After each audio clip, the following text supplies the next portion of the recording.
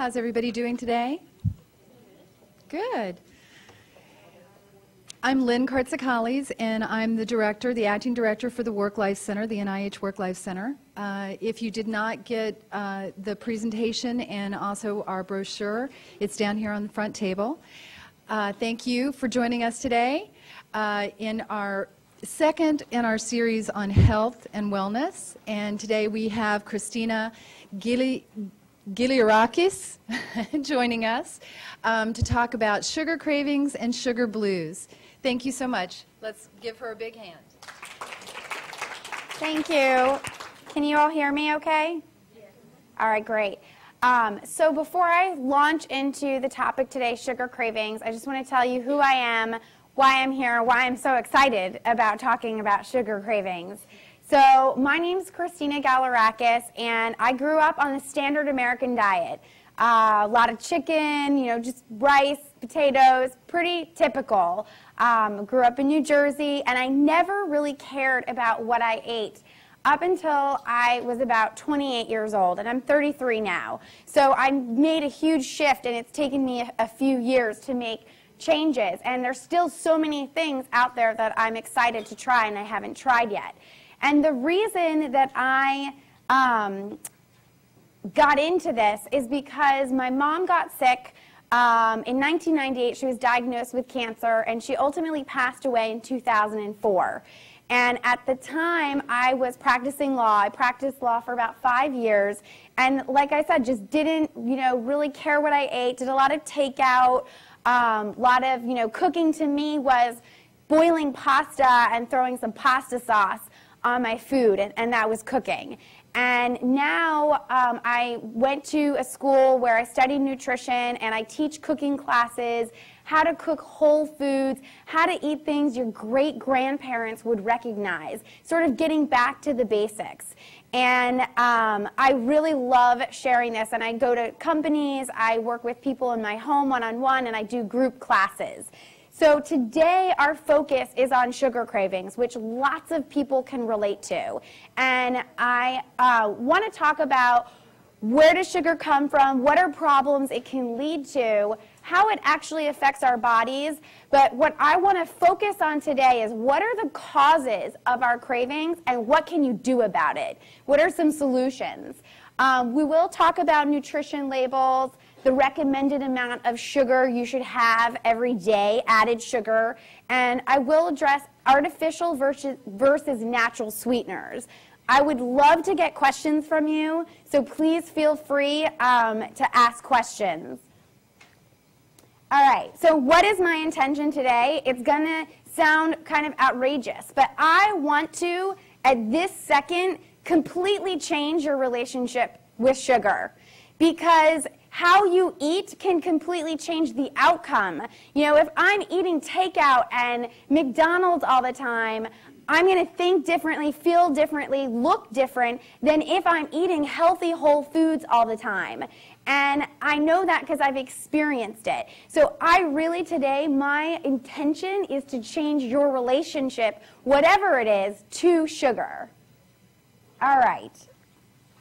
So what I want you to do is I want you to turn to the person sitting right next to you, and just for about a minute, I want you to share with each other what was your favorite sweet as a kid and why, and what's your favorite sweet right now and why. So go ahead and just take a minute or so and talk to the person sitting next to you.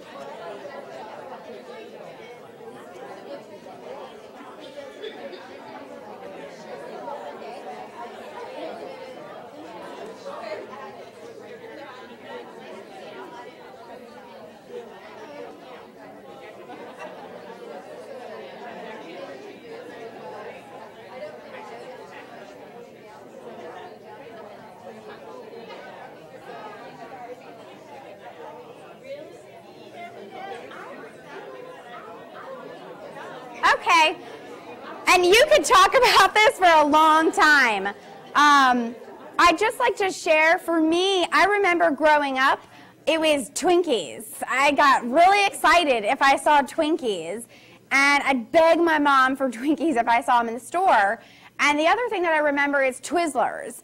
And Twizzlers were associated with going to the movies. So anytime we went to the movies, that would be the candy of choice. And I'd just love to get a few people to just, you know, what was your favorite snack as a kid? Who wants to? Pop-Tarts. Hostess cupcakes. Ice cream. Three Musketeers. Reese's Cups. So no one has said the same thing. It's amazing. We're all totally different. We have different cravings. And eating is very individual, and it's very what I like to call experimental. You have to find what works for you, because we all have different cravings. We're different ages. We have different lifestyles. We do different exercise, less or more than other people. We're sitting down more, or we're walking more. We have different genetic backgrounds. So it doesn't make sense for us to all eat the exact same way. You have to find what works for your body and also what you like. There's thousands of food out there. I'm not a fan of trying to get someone to say, for example, I love kale. But if you don't like kale, I'm not going to make you eat kale, because there's thousands of other fruits and vegetables out there. All right. So let me just backtrack. I want you to think about what your craving is, like this week. What have you been craving, whether it's cookies or ice cream or whatever it is? And when we get into what are the causes, I want you to really analyze yourself as I go through these slides and we talk about sugar cravings. Because the key message that I want you to walk out with today is not, oh man, I ate it, I feel bad, and going down that road, but oh, I'm craving something. My body is sending me a message. What is that message? And you're going to be able to now break it down and identify that message. Okay, so we know that sugar's everywhere. It's at work, it's in vending machines. It's actually kind of difficult to eat healthy. You can't go to 7-Eleven and pick up a healthy snack. It's something that you must plan. You have to buy healthy snacks so when you get hungry, you've got something healthy to eat. It's very difficult. It's a rare cafeteria that you can walk into that's going to have healthy options. So it really is, you know, sugar's everywhere. It's in our packaged food. It's everywhere we look. And I put down the 5 major sources that sugar comes in. Of course, in soda, in candy, in cakes, fruit drinks, and a lot of dairy products have a lot of sugar. And we'll talk about yogurt a little later. That's one example that I like to give. So think of a can of soda.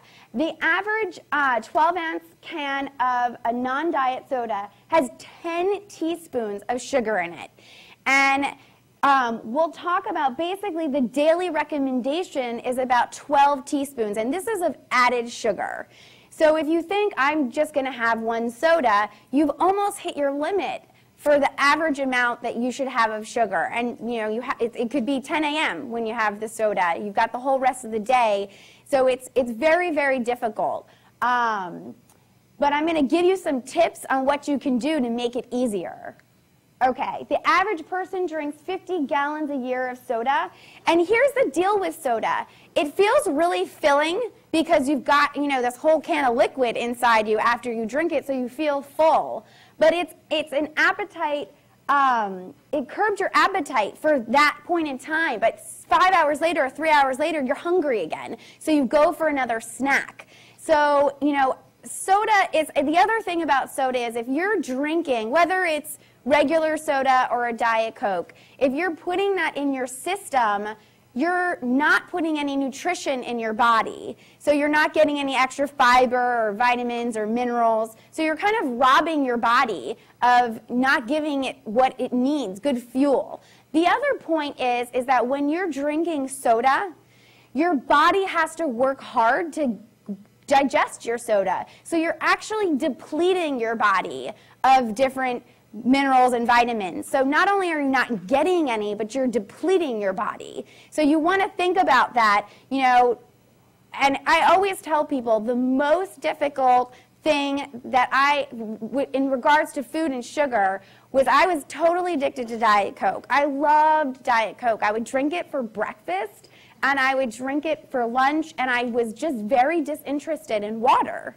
And, you know, it's all about baby steps. So maybe you buy the half can of soda first, and maybe you drink 2 sodas instead of 3. Or maybe you drink, you know, half a can, and then you try and get some water in. You know, it's all about trying to figure out what's the easiest step you can do, so then when you feel like you've accomplished it, you can move on to the next thing that you want to work on. Okay, is sugar addictive? It is. I really associate sugar, and there's lots of articles about this. It's lumped into the category of caffeine and, you know, quitting cigarette smoking. If you go cold turkey, if you're a big, you know, sugar consumer, you can get withdrawal headaches, you can get irritable, you can get cranky, not feel good. So it really is a pretty serious deal. And I always talk about, you know, in the 90s, we had this big fat-free, you know, extravaganza where all these products came out, and Snackwell cookies were a big thing. And what happened was they took out the fat in a lot of products and they added sugar because it still needed to taste good. And we started gaining weight as a country. So, and I'll talk a little bit more about fat-free and low-fat products a little later. And it's just amazing throughout the years, you know, as a country, we've just been eating more and more of it. Okay, so this is just in your packet, so you have it. You don't have to memorize it today. But just 1 can of soda, 10 teaspoons, and the USDA recommendation. And again, this is just for the average person. 2,200 calories is going to be more than I need because of my height and my weight. So I need to even work on having less, you know, and this is for a healthy person. So just really thinking about this general number. Okay. Now, here's one of the most shocking things. There's 40+ names for sugar. So as a consumer, you have to be a food detective. You have to read the label and find out what are the ingredients. Because nowadays, there's 40+ names for sugar. And I've got these in the packet.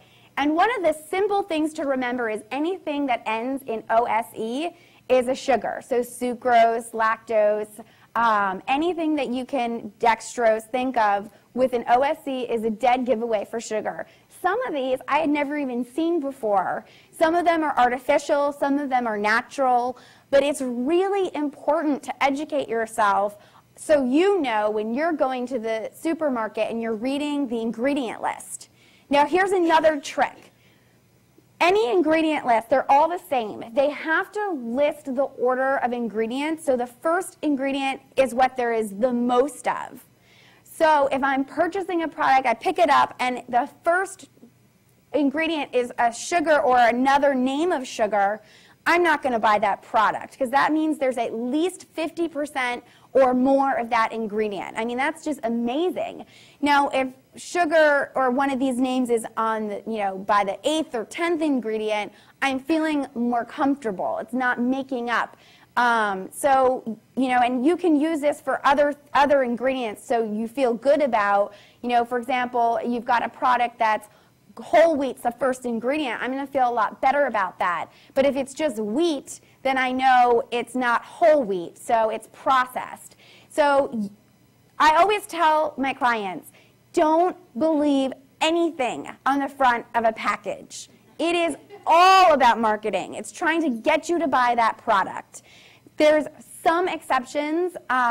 One exception I can think of is there's the Whole Grain Council started putting these stamps on packages that tell you how many servings of whole grains are in there. But for the most part, just skip whatever it says in the front, whatever heart claims it's making, and read the list of ingredients and look at the label. All right, so you guys can flip through all of these names for sugar. Yes?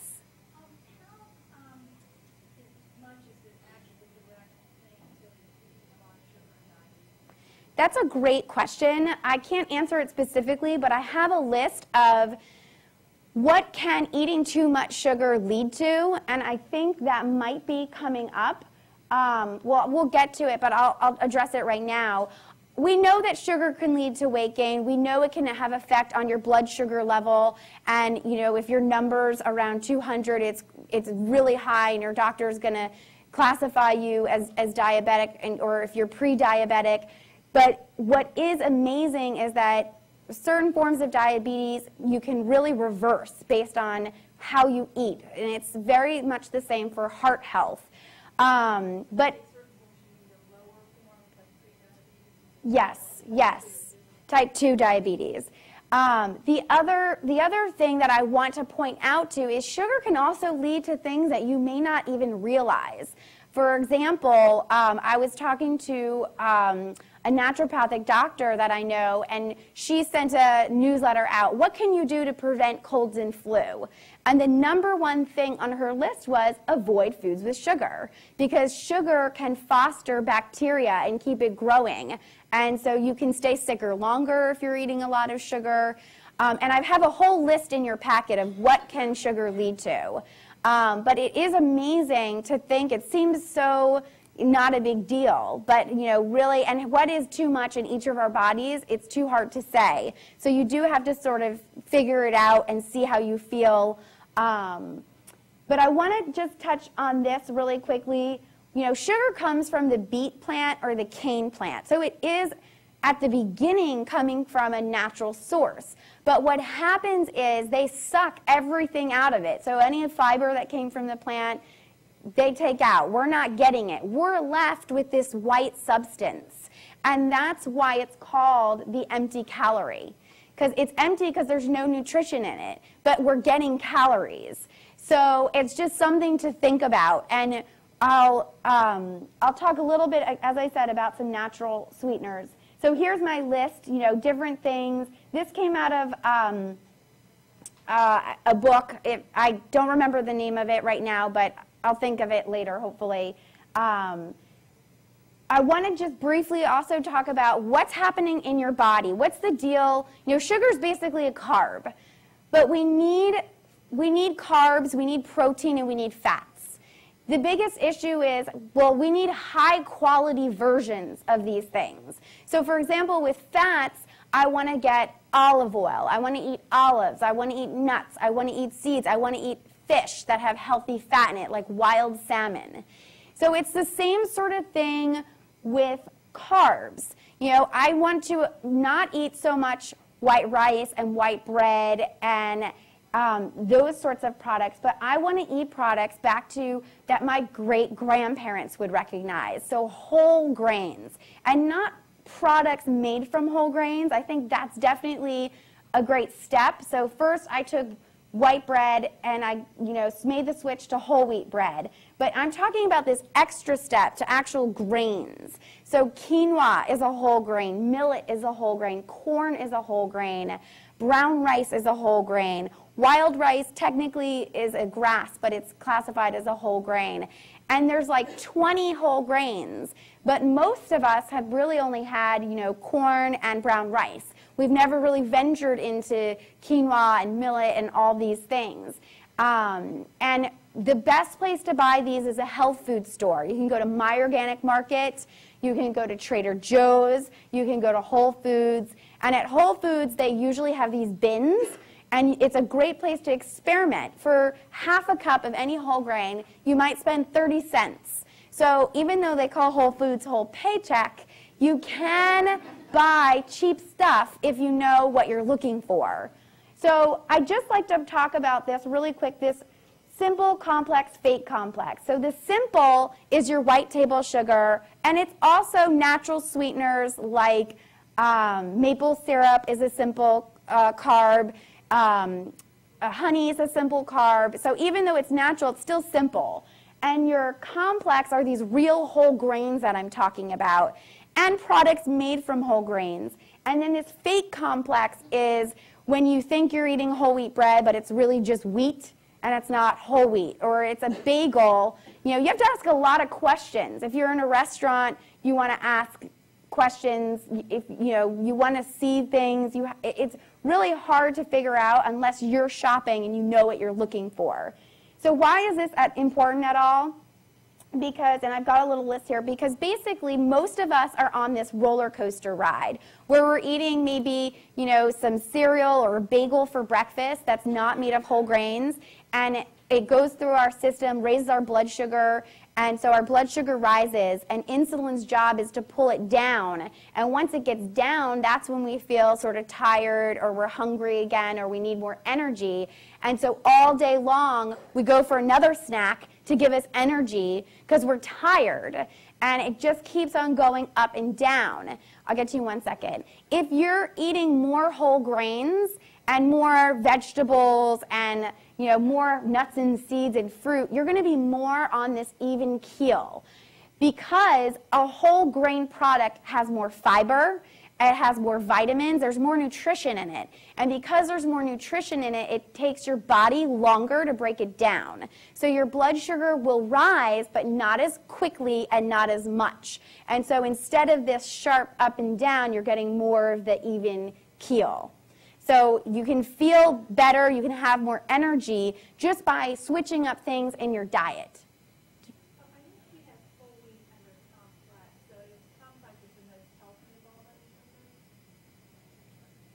Yes. There is. There is. So for example, in the spaghetti section, there is sometimes like green colored spaghetti, and it looks good. You're like, oh, it's green. But is it made of whole grains? You've got to look at the label. And the two trickiest terms are wheat. If it doesn't say whole, it's not a whole grain. If it says buckwheat, it's got to say whole buckwheat. So you need to see that whole word in front of any kind of wheat. If it says semolina, it's not a whole grain unless it says whole semolina wheat. Any other questions? Yes. I now see these whole grain white bread. Yes, white whole wheat. I think, is that what you're talking about, white whole wheat? Yeah. It does exist. It's very confusing. It's very confusing. There is such a thing. It's called white whole wheat, and it is a whole wheat. It's like almost like, you know, there's different kinds of mushrooms. There's different kinds of wheats. There's different varieties. Well, I mean, like Pepperidge Farm has Yes. white whole grain. It says whole grain on the front. Right. But it's white. Right. Yeah. So is that... It is. If it says white wheat, no. If it says white whole wheat, it is. The second really confusing term is multigrain. Yeah. Well, all that means is there's multiple grains in there. We have to figure out, are they multiple whole grains or just multiple grains? So you have to look at, once it says multigrain, then go to the ingredient list and read through. Anything else like barley, brown rice, corn, it's not going to say whole in front of it. That whole is just for wheat. But just next time you go to the grocery store, pick up a few items, check it out, see what you think. It can be confusing at first, but you'll get the hang of it. Okay, so I talked about this. So really, the number one thing I want you to walk out with today is sugars. This is all about the solution. What is your body telling you to think about before you grab whatever it is when you're starving and you need some energy, to think just for a second, well, why is this happening? Did I get enough sleep? What did I eat? Like, what's going on that I'm having this craving right now? Okay. So I'm not going to go through this. We already did a little paired chair. So I want you to think about what you're craving right now. And there could be multiple facets to it. It could be because of what you ate and that you're tired, but it could be because you're bored. There's physical components, and there can be mental components to cravings. So you really have to analyze it and figure out why. Okay. One of the things I like to point out is this not satisfied by your lunch. Most people crave stuff because you're not eating meals that are just so good. Like, when's the last time you ate a meal and you're like, that was awesome? Or like, I feel good. Because you have to take time to do it. And that's, I really feel, my personal opinion, and there's so many opinions, is that you need to learn how to cook. And wherever you are, if you don't cook anything, I'm just like asking you to cook one meal a week. If you already cook 3 meals a week, I want you to start figuring out how you can tinker with those meals that you cook. You want to get excited about your food. It needs to look good. If it's colorful, you're more likely to get excited about it. You eat with your eyes first. Okay. So what causes cravings? So, and you have this list, and I always like to say, the second you say, oh, I'm not going to do it, I'm not going to eat any cookies today, once you abstain, that's like all you want. It's all you think about. So don't be hard on yourself, because sugar cravings start from the time that you're a kid. You know, I'm attached to Twizzlers. When I see Twizzlers, I think about them. So it's sort of like, don't be so hard on yourself. It's taken years to build up sugar cravings. So it's going to take time to figure out, you know, how to work through that. Okay. All right. Where did I talk about that? All right, so the questions you're going to be asking, what is my body wanting and why does it want that? Those are your questions. So the number one cause of food cravings, and this could be for sugar or salt, it doesn't really matter, is that you're actually dehydrated. And that physical, again, so this is not emotional, this is a physical situation. You're dehydrated, your body is sending a message to your head that you're hungry. So the first thing that I suggest to people is to just drink water. Just drink a bottle of water, then reassess the situation. Ideally, you don't want to wait till you get dehydrated. You know, you don't want to wait. Like right now, I've got kind of a dry mouth. I just didn't drink enough water this morning. I'm dehydrated already. So you want to think to yourself to constantly be drinking water throughout the day. And this can be, who thinks drinking water is like super easy? Love it. Who loves water? Okay. You guys are really lucky. Who does not like water that much? All right. I totally feel you. So here's what you need to do. You need to figure out, you know, little concoctions. So maybe it's a squeeze of an orange in your water, or maybe it's a squeeze of a lemon, or maybe it's a whole little bit of mint in your water. Maybe it's a squeeze of lemon and like a little dab of agave nectar, and I'll talk about that. That's a natural sweetener. Maybe it's water with like a little bit of juice.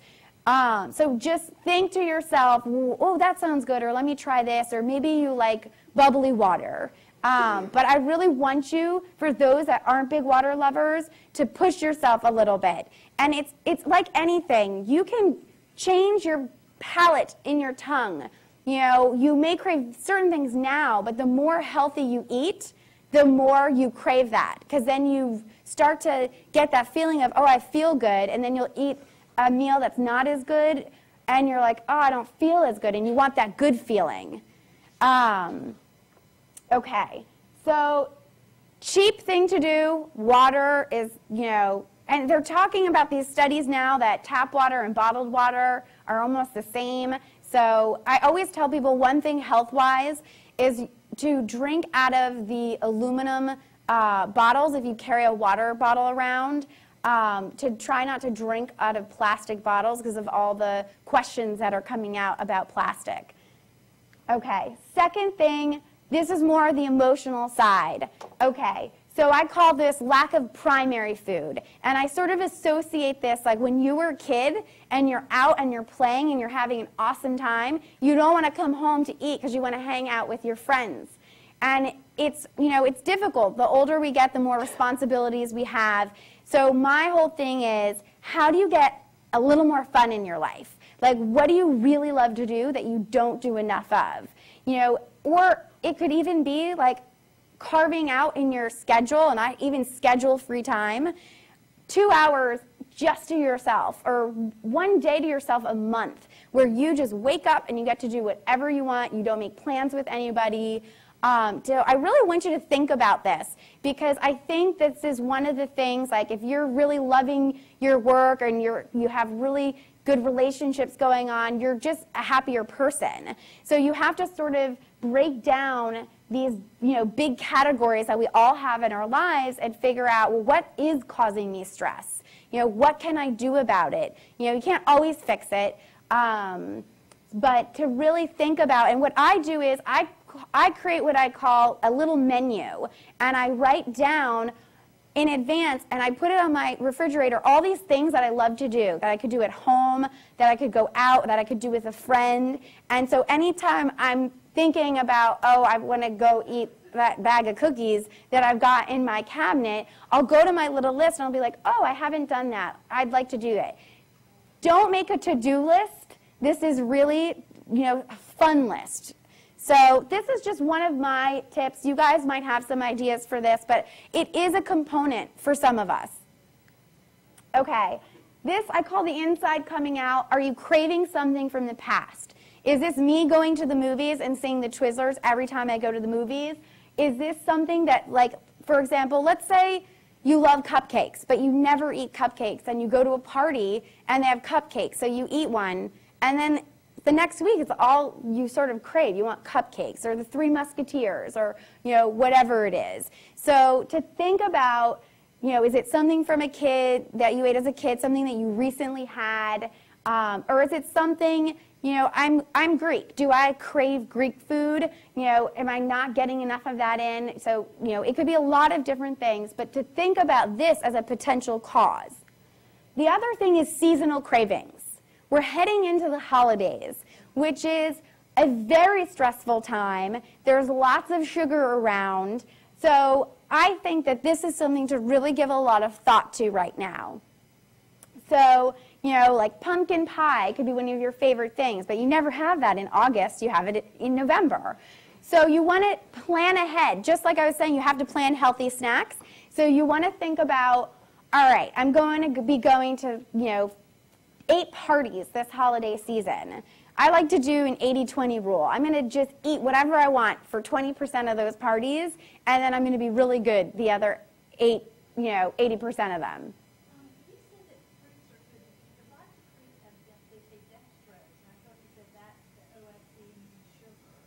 So I was talking about added sugar. I'm not talking about things that naturally have like a banana or a piece of fruit. Yes, I'm not counting that, and I know, people have different opinions about that, but my whole opinion is that if it's natural, it's going to be a better choice than something that was packaged. Yeah. Okay. Next one is lack of nutrients. And so some people take vitamins as sort of like a backup, and I think that's fine as an insurance policy, but you don't want to rely on, you still have to get real food. And, how hard is it to get your proper servings of fruits and vegetables every day? Most of us have some deficiency. So to think about that, this can cause cravings. And the way I look at this is the more sort of unhealthy I eat, the more I crave that unhealthy, whereas the more I'm eating very nice, satisfying meals, I'm not craving it as much. So just a very basic thing, like if you're not getting enough nutrients, you can be craving. Hormonal, absolutely different testosterone and estrogen levels can cause cravings for people at different times of the month.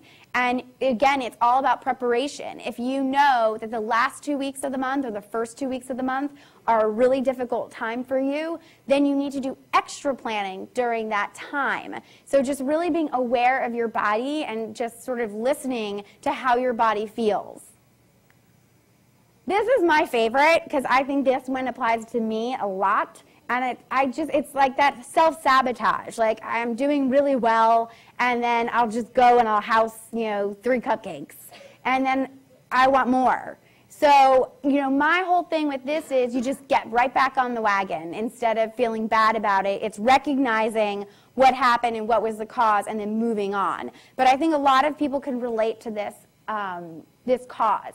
So those are the basic causes. Now, what can you do? And I mentioned some of this as we were going through, but really, one of the biggest things you can do is reduce your caffeine level. Reducing caffeine is something to think about, and I know some people see that and they're like, I don't think so. Again, if that's something you want to do, then you try it. So if you drink 1 or 2 cups of coffee, maybe you do half decaf, half calf. Experiment. See what happens if you reduce your soda intake or your coffee intake. If this is not for you, don't start with it. Yeah. What about using or drinking tea Mm-hmm. instead of coffee?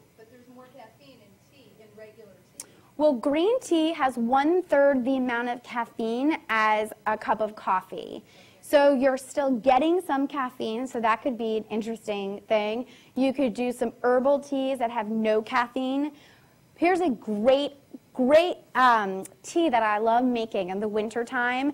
I'll take 2 or 3 cinnamon sticks, and I'll put it in a saucepan with 2-3 cups of water, bring it to a boil, and then simmer it for about 15-20 minutes on a really low simmer. I don't want to evaporate all the water. And it's amazing. You get this really delicious, super sweet tea, and there's no sugar in it. It's just cinnamon. And cinnamon has great health properties. It's very, very good for you. Like lots of herbs and spices have great health properties to them. So, I mean, teas are very interesting. I'm glad you brought them up. You can use them almost like a medicine cabinet sometimes. So to really play around with that. Okay. Number 2, I already talked about drinking more water. Here's one I love talking about. We've definitely heard, well, if you eat more fruit, you're going to get more, it's a better option. But I would really love to talk about eating sweet vegetables. This is the perfect time to do this because of fall. This is when they're all available. So you've got squash, and within squash you've got, butternut, delicata, acorn, Hubbard. I mean, squash you probably never cooked ever because I've, just started seeing and noticing them for the first time. If you go to a farmer's market, you'll see more variety than what you see at a typical grocery store. But carrots, onions, the more you cook an onion, the sweeter it gets. So I definitely think this is something to experiment with. Can you get one of these every day in your diet?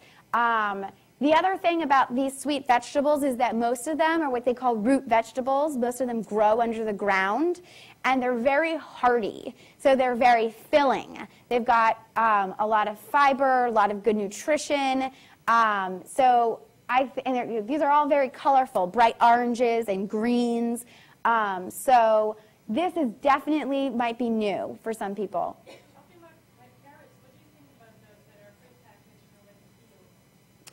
I don't love them. They basically, there's lots of options for carrots in the grocery store. So, for example, at Whole Foods, they actually sell single carrots, which I love if you're cooking for 1 or 2 people. They're also a lot cheaper than buying a whole bag. So that's one option. Then you have the option of buying the carrots with the greens that, how they grow. And then you've got the bagged carrots. It's sort of how much time do you have? What are you willing to do? I buy organic carrots so then I don't have to peel them, and I just wash them with cold water and just use them how I'm going to use them. So, something to think about. But the already pre-cut ones, I'll just take one whole carrot and I'll just snack on that. So I don't even bother cutting them. Anytime I can find a way to cut back on time and prepping and that sort of thing, I'll do it. If you can only buy the bagged carrots, that's okay. You're still getting, carrots. So it sort of depends. I'll get to you in one sec. In a lot of the grocery stores now, they have these pre-cut vegetables. And, once you cut vegetables up, you are sort of losing some nutrition. But that's a great option. If that's going to be easier for you, I'd rather have you buy the pre-cut, you ready to go, throw in a stir fry, than not buy it at all because it's too much trouble to do it. So it's sort of, again, it depends on who you are and what your level is and, what you want to do. But there's lots of different options at the grocery store. I could tell you about lots of produce. They have these mini bananas. They're like half the size of big bananas. Those are great snacks. So I'd love to challenge people to buy one new piece of produce every time you go to the store. Even if you don't know how to cook it, you can just Google it, figure it out. It'll push you to expand your variety. There was one other question, yes?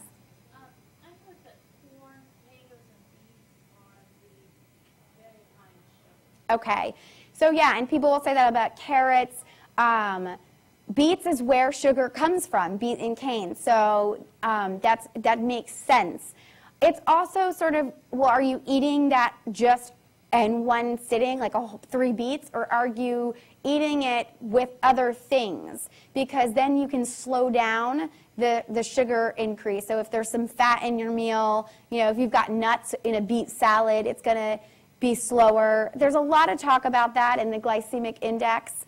Again, I'm still the fan of, variety. So I'm not eating beets every day, but I'm trying to get them in my diet. And I am trying to get sweet potatoes in my diet because they have lots of color. And you want to think to yourself in the produce section, not does this have vitamin C or vitamin A, but am I getting all the colors? Are you buying purple? Are you buying orange? Are you buying green, white, yellow, red? I mean, there's so many colors in the produce section, so you want to think to yourself, have I eaten anything green in the last 2 days?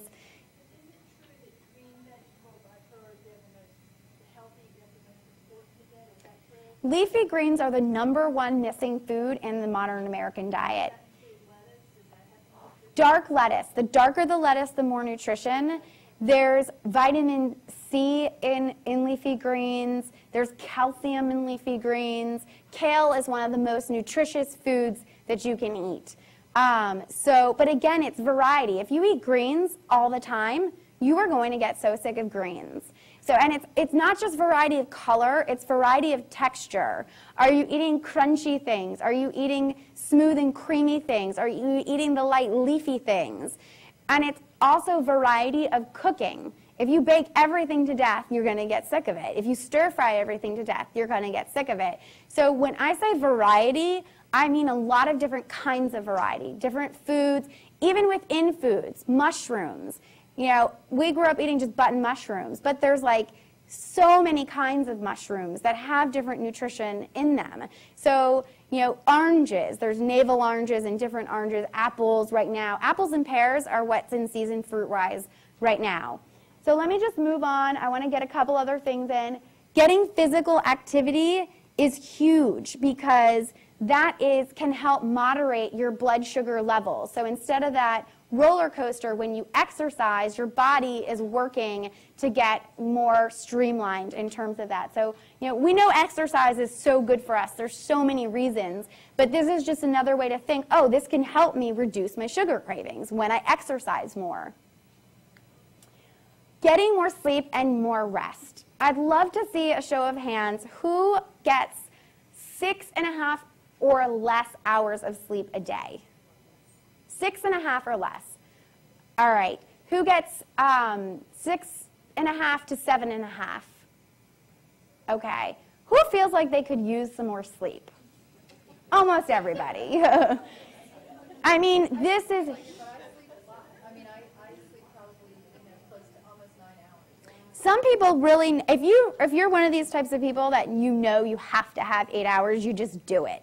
But a lot of people just get away with it, and like, oh, okay, I'm fine, or I have to, or, I'll just get the 7 hours, even though you could probably use more. But this is something to really think about. If you could just change your schedule a little bit to just start with 15 extra minutes of sleep, this can really help with sugar cravings because we get into these routines, our days are very similar during the week with work and then whatever you're doing on the weekends, that, it's just that low energy. So you're grabbing something to give you fuel. So the other thing that I always tell people is if you're like, this is sort of like the caffeine. If you're like, Christina, I cannot get another second of sleep. Like my life is packed. I want you to think about ways that you can actually physically relax. Can you just take 5 minutes and, just close your eyes, do something relaxing? A lot of people, when they have jet lag, they get massage, and that actually helps them combat jet lag and feeling sleepy. So if you could get massage in your life, I mean, again, depending on who you are, how you can build it in, to think about more sleep, more relaxation, this can give you more energy and reduce your sugar cravings. I want to talk a little bit about animal food. So meat, essentially, again, we're all really different. I want you to think about the quantity of meat you're eating. Basically, the size of the palm of your hand is how much a portion size should be. Now, if you go to any restaurant, any serving of any kind of meat is going to be way bigger than that. So you could just start with experimenting with eating the size of the palm of your hand. You can do experiments like, I'm going to eat, instead of chicken for lunch and dinner, I'm just going to eat meat in one meal.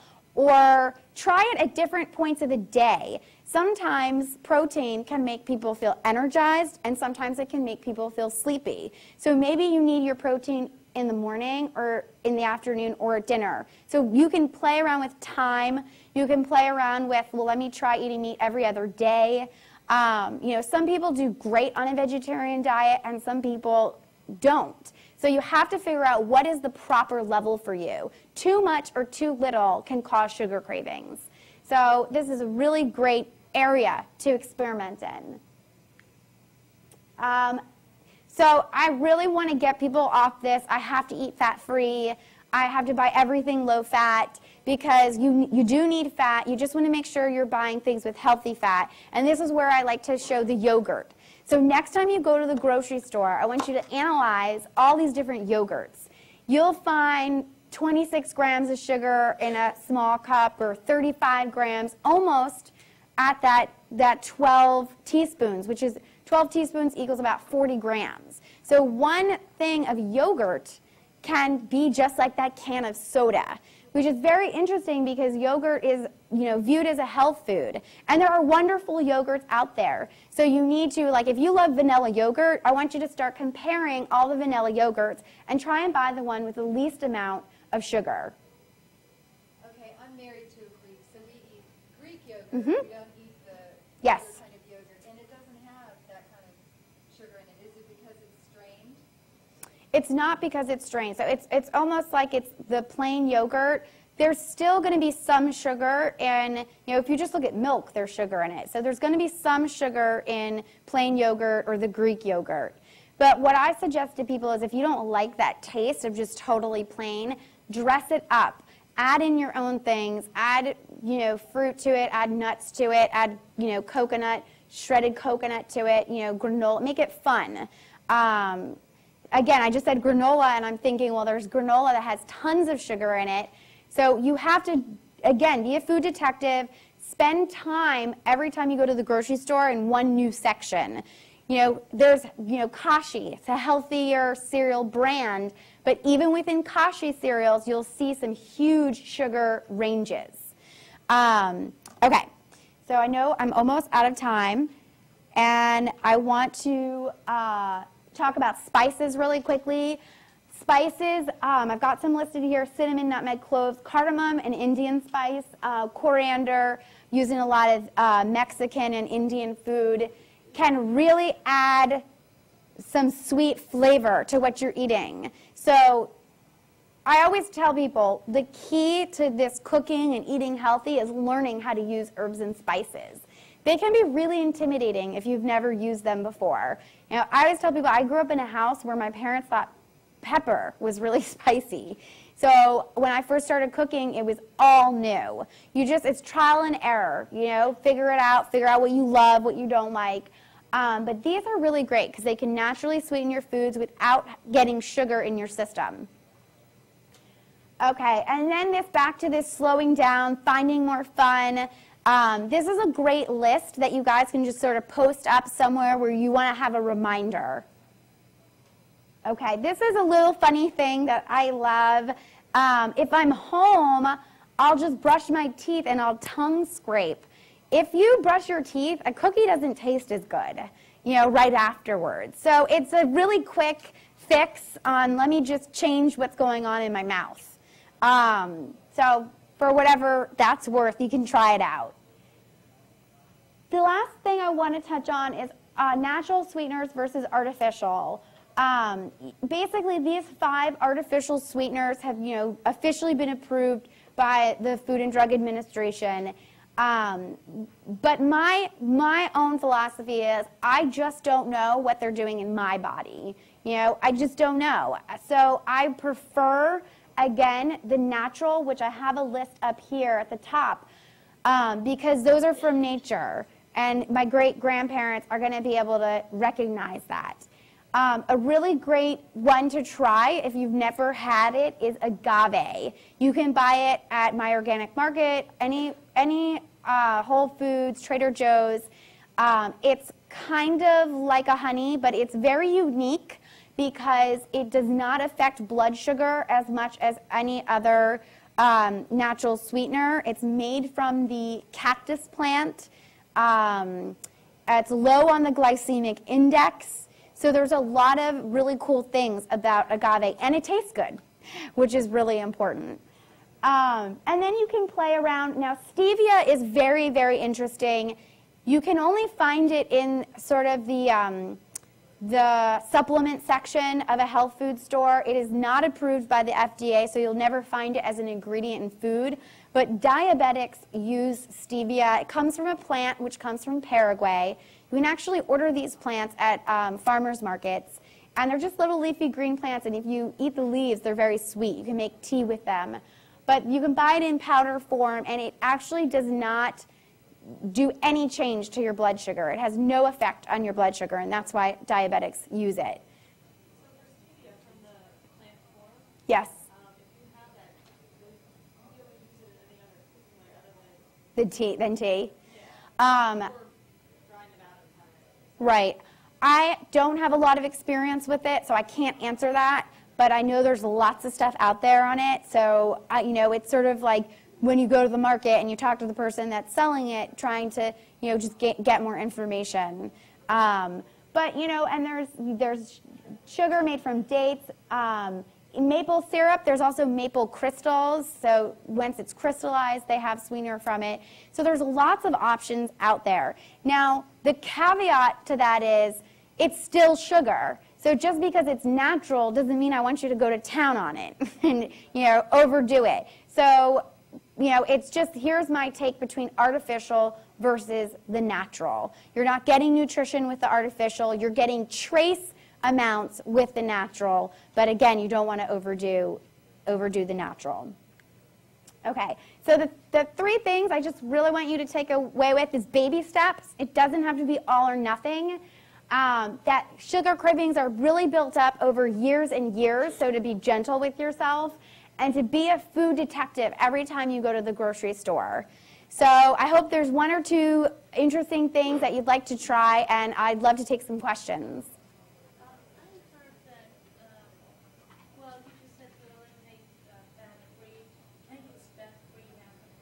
Mm-hmm.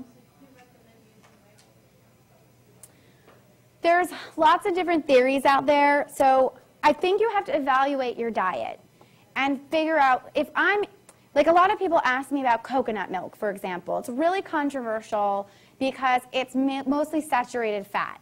And we've been, the traditional theory is that saturated fat's good, monounsaturated's the best, or olive oil. Now, coconut milk has two schools of thought. Saturated fat, bad, avoid it. But then there's this school of thought, well, lots of cultures around the world actually use coconut milk, and they're really healthy. And also that it's because it's a plant-saturated fat and not an animal-saturated fat, our body processes it more as energy than storing as fat. So it's sort of, you have to figure out what you're comfortable with and what works on your body. And also this whole notion, like with yogurt, sometimes I buy full fat, sometimes I buy low fat, and sometimes I buy fat free. I sort of vacillate and keep my options open, just try not to do the same thing all the time. And I feel really comfortable when I'm eating coconut milk if I'm eating lots of greens and lots of whole grains and lots of nuts and seeds and lots of fruit. But if I'm having a week where I'm eating out all the time, I'm probably not going to make a smoothie that has coconut milk in it. So it really depends. I'm not a fan of saying this is good food and this is bad food. I think that it's the way you use it. So I hope that helps. Any other questions? Yes. When you're reading the label on the grocery store, Yes.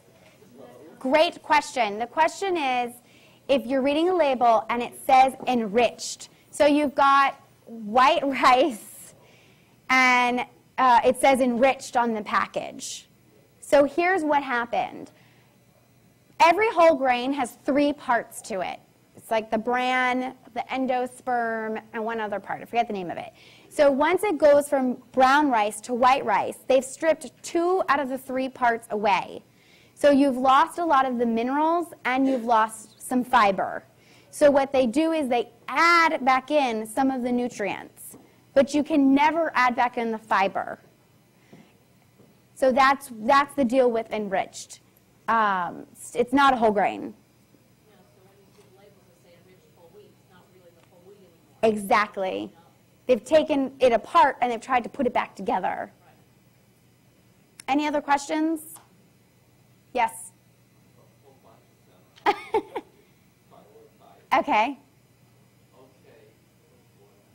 one thing is about, eliminate, fat-free, low-fat things. A lot of, if you just take that generically, a lot of, foods that are high in fat are also high in trans fat. Right. Saturated. Right.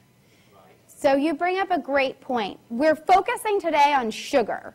So I've talked really narrowly in that. But whenever you're looking at any label, you have to look at calories and not just the fat, but where's the fat coming from? Is it trans, saturated, poly, mono? You have to look at the sodium content. A lot of us sort of pinpoint like one thing. Like, you could be focused on calories and you could be focused on fat. You could be focused on sodium, but you really need to look at something in its entirety. So, it just really is important to sort of analyze the whole thing. What about, I guess, some of these eating or diet, programs like, I don't even know what they are Sure. anymore. Yeah. Where you have a higher fiber content. Right. Trained to look at the fiber content. Right. It cancels out the carbohydrates. Right. They do that because they're so filling, and fiber. Most people aren't getting enough fiber. I don't believe in diets. There's so many out there. I get calls all the time. Someone left me a message the other day saying, "Hey, what do you think about that blood type diet?" There's so many kinds, and they're written because they work for some people. I definitely won't deny that, but it could work for you, the blood type diet, and be a disaster for me. Well, I'm just wondering Right. if the higher fiber content in foods, on the label, the higher the fiber content, the more it cancels out. Not necessarily. I definitely wouldn't say that as a general rule, no. I think you have to look at every single package. So I'm going to end right now. If you have questions, please come down and ask me. And I want to thank you so much for your time, and I hope you have a wonderful day. Well, thank you again for joining us today. What a great topic. I certainly learned a lot. I'm a sugarholic, I admit it. My name is Lynn Doe. No, I'm kidding. So thank you again for coming. And if you did not sign the sign-in sheet, I'd really appreciate it if you could do so on your way out.